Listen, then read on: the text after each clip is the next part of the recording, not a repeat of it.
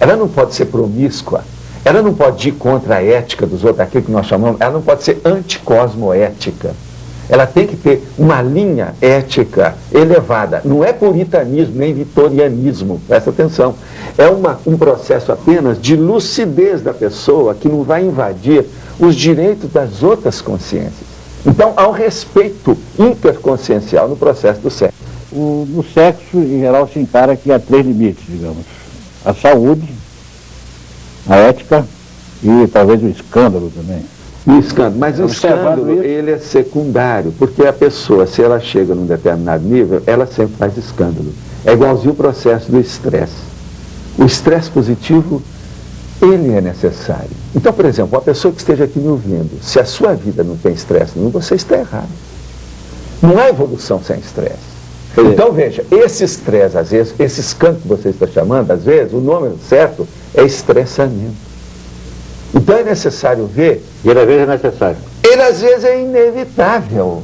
Porque a evolução é isso. Não é só evolução biológica e tudo. Agora veja, o sexo diário, ele é importante para equilibrar. Um homem, por exemplo, se ele tem o sexo diário uma temporada maior, a criatividade dele aumenta. Tudo que ele faz vai render mais. Agora, uma pessoa que tem o sexo parado, é o sexo inativo, como nós chamamos, eu não estou chamando o celibato, sabe, o celibatário, não é isso nada. Eu estou falando o sexo inativo. Aquela pessoa, por exemplo, que tem sexo de vez em quando, uma vez por mês, tudo isso, a criatividade dela não é boa. E principalmente o homem que precisa disso. A mulher também precisa. Mas a mulher, ela já tem os embates naturais da vida dela. A menarca, tensão pré-menstrual, período menstrual, tudo isso. Ela recebe muito mais, vamos dizer, aquilo que antigamente eu chamava os estorcegões da dificuldade, entendeu? Aquelas vicissitudes, o abalo, o trauma do dia a dia. Então a tendência, por exemplo, do homem, quando ele quer criar muito, ele tem que se acalmar e ter aquele relax que o sexo dá. Então, por exemplo, no Instituto nós temos determinadas técnicas que ajudam o processo, além da técnica do sexo diário, que a gente defende e mostra com lógica, com toda a racionalidade, a razão de ser, de exercê-la. Nós temos ainda, por exemplo, a aura peniana. Então a gente mostra a um jovem, se ele quer ser criativo e melhorar a vida dele mais depressa, é aquilo que nós chamamos a dinamização da vida através da inversão existencial, que nós chamamos de invex. O que se passa? Ele, o homem, o rapaz, o moço, o macho, o viril, ele então vai ver a aura do pênis dele. E ele vai comandar essa aura com toda a reverberação das energias provenientes da glande, que é a cabeça do pênis. Com isso, ele vai comandar totalmente o processo da ereção dele. Ele jamais vai entrar em qualquer inibição sexual, ejaculação precoce, ou vai aquela eterna falha que todo mundo passa por ela. E outra coisa, o jovem precisa disso, porque a tendência dele é ele ter um orgasmo muito rápido. Então isso é ruim para a namorada dele. Por quê? Ela precisa de mais tempo. Existiria também a aura vaginal? Existe a aura clitoridiana, mas ela é mais difícil de ver. Agora, para o homem, o que funciona mais é o processo do homem, porque o homem é exuberante dentro do processo sexual. E você tem que lembrar uma coisa, a base da coisa. O sexo real, a pessoa que estiver aí me vendo, deve colocar na cabeça, ver se há racionalidade no que eu digo. Não vai no bico. Eu sou a pessoa aqui, ó, careca, de idade, com essa barba branca. Eu posso estar gagá, totalmente senil, veja bem, esclerosado. Pondera bem o que eu estou falando. Faça a sua experiência, não vai no que eu estou lhe falando. Então veja, a primeira coisa, se você é homem, coloque uma meia luz no seu quarto, fique em cima da cama e faça a ereção pela força da sua vontade. E começa a ver no lusco-fusco que você vai ter uma aura em torno do seu pênis. Isso vai mostrar a aura peniana para você. E ninguém vai ficar sabendo que você fez a sua experiência. Se você não é machão demais, também ninguém vai ficar sabendo. Isso não vai mexer na sua psicologia. Mas agora veja bem, o que eu quero dizer é o seguinte, a síntese.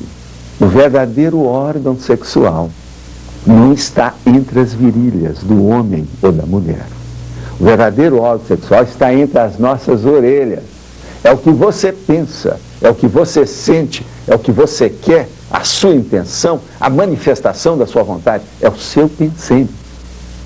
E essa energia sexual ali embaixo, ela é negativa, ela não é a melhor, ela precisa de ser positiva. Por quê? Ela entra muito assim, rústica, ela é muito animalizada, ela é muito materializada. E como ela pode ser tornada positiva? Através dos processos dessa, vamos dizer, o espraiamento da energia em todo o holochakra, esse corpo da energia que nós temos, o corpo energético, através da decisão da nossa vontade. Entende? A vontade inquebrantável da pessoa. Então ela entra naquilo que nós chamamos o estado vibracional. Então a pessoa entra em estado vibracional como se ela estivesse incandescente. Isso é feito através da decisão da vontade dela. Agora veja, então aí nós falamos do sexo diário, falamos na aura peniana. Uma outra técnica que nós temos dentro da sexualidade, você tem ideia, é a técnica do holo-orgasmo. Holo quer dizer todo. Orgasmo quer dizer aquele orgasmo principalmente cósmico. Ele não pega só a parte do soma do corpo humano, mas ele pega o holossoma, quer dizer, todos os veículos de manifestação da consciência.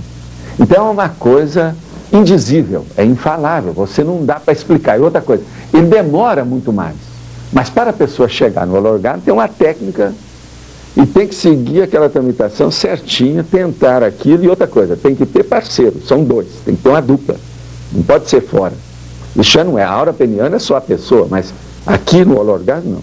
Nesse caso, como é que se pode conciliar a cosmoética com uma situação em que um homem deseja uma mulher e a mulher deseja um homem? Como é que se combina essa prática do sexo desse nível com a cosmoética, a ética cósmica? É justamente para integral. combinar, viu, Miguel, que nós temos as técnicas. Pelo seguinte, a maioria das pessoas tem problemas nessa sociedade que ainda é patológica, tem muita coisa doentia que nós sabemos, devido aos processos emanados, originados do sexo, vamos dizer assim, imaturo. O sexo carente, a carência sexual, por exemplo, a ressaca sexual, é o que existe mais por aí. Então isso é que cria, veja bem, Freud, com o freudismo, o processo da psicanálise, praticamente dominou esse século nosso como um processo de ciência de alto nível a partir do sexo.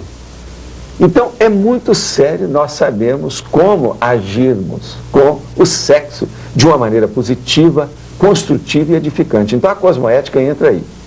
Então a primeira coisa, uma das primeiras premissas nossas, você deve exercer o sexo maduro, com todas, vamos dizer assim, com todo despojamento e desinibição, para você não pensar mais no sexo depois que você exerceu.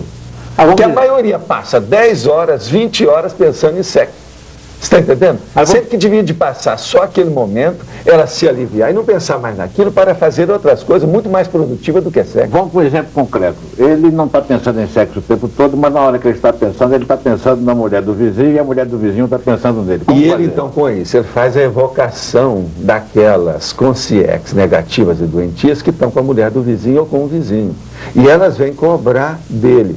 Com isso, ele entra naquele clima, naquela atmosfera negativa e tudo piora dentro do processo afetivo dele. São assim que começa a maioria dessas patologias. Como se defender? Como resistir à tentação? Se defender, primeira coisa, ele entra e vai conhecer o estado vibracional. Que é esse problema, essa que é a chave energética que nós damos para a pessoa. Então a pessoa, a primeira coisa, a gente não fala para ela o que é energia consciencial. Não.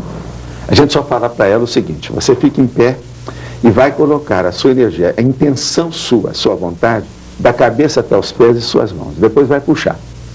Então ela faz isso 5, 10, 20 vezes. Vai chegar uma hora que ela fala assim, realmente, eu estou sentindo que alguma coisa se movimenta dentro de mim. Então, o que é que você acha? Não, é uma eletricidade, é um formigamento, é uma força, alguma coisa que eu estou sendo varrido por isso.